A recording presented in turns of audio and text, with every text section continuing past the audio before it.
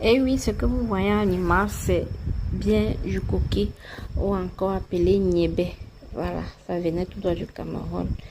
Là, j'étais en train de laver. Je lavais le coquille et puis je suis allée chercher les feuilles comme vous pouvez voir.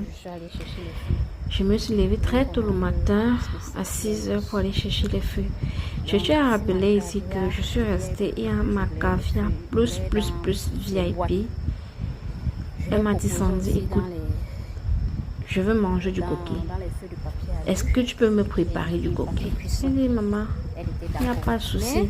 Mais du coquille, je vais t'envoyer du coquille, tu vas préparer et m'envoyer. Bien sûr, je prépare aussi et j'expédie à tous ceux qui désirent n'importe quoi, que ce soit le bouillon de pâte de bœuf, n'importe quel repas, je le fais. Donc là, j'étais comme ça dans un camp pour chercher les feuilles. Vous voyez, j'étais à l'attaque. Il était comme ça particulièrement 7 heures passées et 8 heures comme ça par là. Et puis j'ai cherché mes feuilles. J'ai pris le temps de nettoyer. J'ai enlevé, il pleuvait même. Vous pouvez constater un peu les gouttes de pluie. Les personnes qui m'ont montré cet endroit sont tellement généreux. Je vous assure, ils sont simples. Donc du coup, je cherchais la sortie. Cet endroit tellement grand, vaste. Donc c'est un endroit réservé aux enfants abandonnés. Ce sont des sœurs qui gèrent cela. Voilà.